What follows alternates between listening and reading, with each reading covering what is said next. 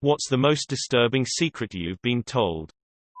It was in 6th grade, and I was about 11 years old at the time. A girl in my class had been missing from school for quite a while. We asked our teacher what the problem was, but she refused to answer. We then kind of just let it slide and didn't think about it anymore. A few weeks later, there was a story in the news about a 12-year-old girl who had been impregnated by a 39-year-old man. We joked around saying that it was probably her, until she finally came to class one morning and told everyone that it was true. I have literally never seen a classroom that's silent before in my life.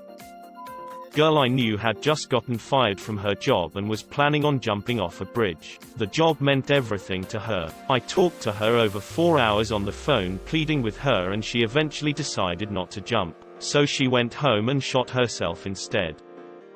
This morning I discovered the secret my boyfriend has been hiding from me. He's addicted to heroin. A coworker told me her second child wasn't her husband's. Did not need that information.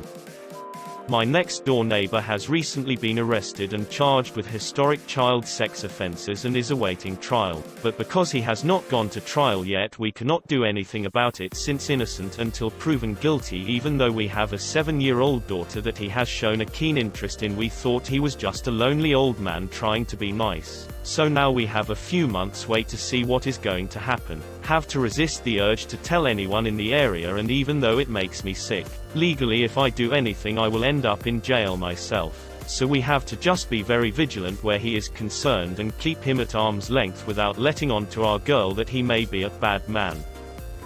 Dad introduced me to his girlfriend when I was 15 years old. Now, don't tell your mama.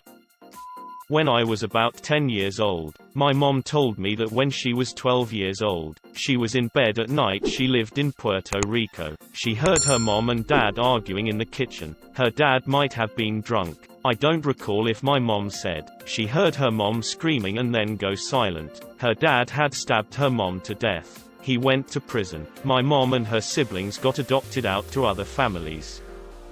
I found it out myself. My immediate older sister is cheating on her husband with my oldest sister's husband. Both the couple seem to be in a happy and healthy marriage with kids. WTF.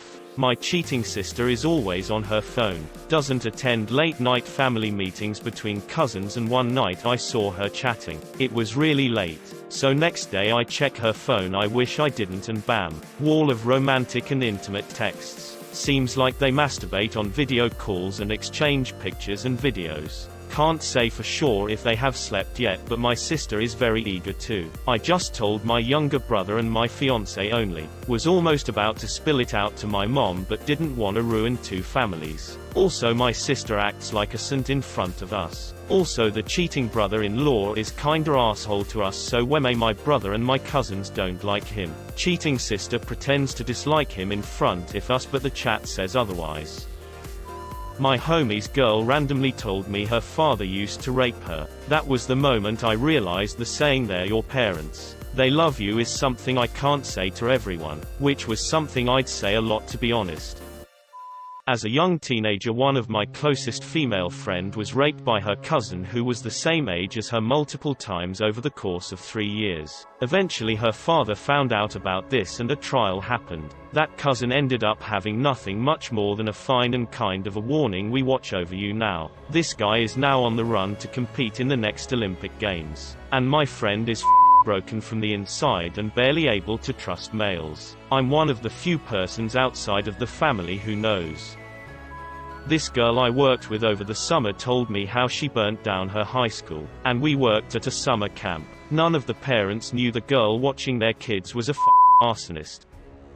My aunt, who I don't speak to anymore, was talking to me about my granddad who died when I was 2, saying how he loved taking me to the park and hanging out with me and stuff like that when she was babysitting me. My mum then explained to me a few years later that he was a pedophile and had done stuff to all of his kids and my aunt's daughter, but that he wasn't ever allowed near me. So basically, my aunt used to let my granddad, who was a pedophile, hang out and let me stay with him for a day without my parents ever knowing. I haven't told my mum, but I've debated it sometimes. I realized that she had a fear that something like she'd experienced would happen to me, and she said that it would destroy her because she said that she would basically become her mother by letting it happen without her knowing. I don't really know for sure why my aunt allowed it to happen, but she told me that she suffered from MPD and sees a therapist because of what happened to her. But when she moved out, she forced herself to forget, I guess, and denied what my mum and another aunt was saying. My mum told me that she thinks that she still loved their dad and kept him in her life was because she thought that he loved her because of what he'd done. Bit creepy though. I don't know if anything ever happened to me because I was too young to remember between being born and 2 years old, and I don't know how I'd know if I want to know. I've been through lots slightly similar situations, basically sexual assault, and that's already messed me up mentally quite a bit. So I dunno if I found out that something actually did happen. A guy the first hooked up with in college had a breakdown when we were blackout drunk and essentially admitted to killing a guy who had taken advantage of his little sister and burying the body. He was a total wiener of a guy who was always trying to hype himself up and exaggerate to be a bigger, better, manlier person, so I didn't think much of it at the time. The timing would have made him a teenager and the man a full-fledged adult. It just felt like another bullshit story he was always telling, but sometimes I think back and wonder if there's any truth to it. My father had 6 children from 4 different women. One he knocked up when he was married to his first wife. He put the child up for adoption in secret so his wife wouldn't know. The only people who knew were his mom and dad and the mother of the child's family. He lied to his current wife about the child when his second wife found the papers in his office while they were going through a divorce. 30 years later, 23 and May reunited all, and he found out quickly this secret wasn't really so secret. Everyone in the family knew and just didn't say anything. The child put up for adoption was me. What really sucks for him is if he had just been open about it, it may have saved him many years of pain. My classmate in high school. I thought he was pretty weird but also a nice guy. Turned out he's bipolar and he manages it with medication. But one time he was off it and he lost control in an argument with his little brother. He ended up beating the living crap out of the poor kid. Once he regained his senses and realized what he did, he tried to kill himself. I'm not sure how. He didn't specify. His dad was also an abusive drunk douchebag, who occasionally beat him up. He told the story pretty calmly. I really hope he's doing much better now. My friend was telling me about how jealous she was of her boyfriend spending time with one of his female cousins instead of her. I mean, that's his family though. Don't you think you're being a bit psycho getting jealous of him spending time with his own cousin? Her. Well, he his other one. I'm sorry. What? Turns out he'd lost his virginity to a different female cousin when they were teenagers. Skull. I've told the story on here before, but a girl I worked with once told me about her first love. They dated for a while, fell madly in love and lost their virginities to each other. Her family situation was weird. Her parents weren't married, but when her dad was in town, her parents were a couple, and when he wasn't, they weren't. Well, one of the times that he was in town, she introduced him to her boyfriend. They got along and got to talking, and he asked about the kid's family. After the kid went home, her dad told her she couldn't see him anymore. Turns out he was the kid's father. She'd unknowingly fallen in love with and lost her virginity to her half-brother. And yes, I know this also happened on an episode of House. I was told this story back in '99 before that show was a thing. That my aunt offered to adopt me when me and my brother were born. My mom didn't like girls. Didn't want a girl. Made it clear that she only had me because I was in there with my brother, and by the time she knew I was a girl there wasn't much she could do. My mom originally told her yes, and was fully prepared to hand me over, but after backlash from the family, us kids and our dad never knew about any of this until very recently. She decided to keep me to keep up appearances, and then lied to everyone saying said aunt had tried to take me away because she was jealous my mom had babies and she couldn't. Aunt had had 4 miscarriages by this point. My life could have been so much different if I'd grown up with someone who actually wanted me and didn't actively hate my existence in their lives. That my cousin is sexually attracted to little girls. We were hanging around outside one day after dinner and he 15 just let it all out.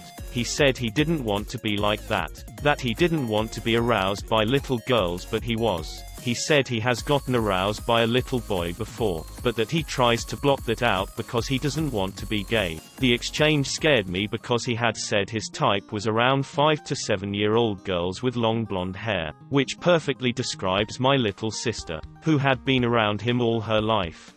He was telling you so he could get help. Don't leave him alone with anyone.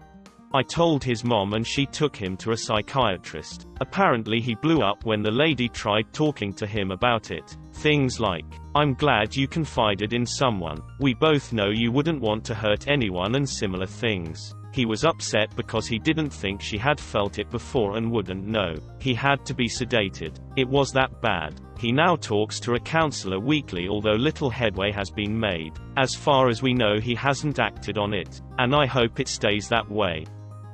In 1994, a now retired judge told me he and 2 childhood friends were responsible for the accidental death of a classmate down by a creek where they were playing one day. He had pretty much kept it to himself for a lifetime.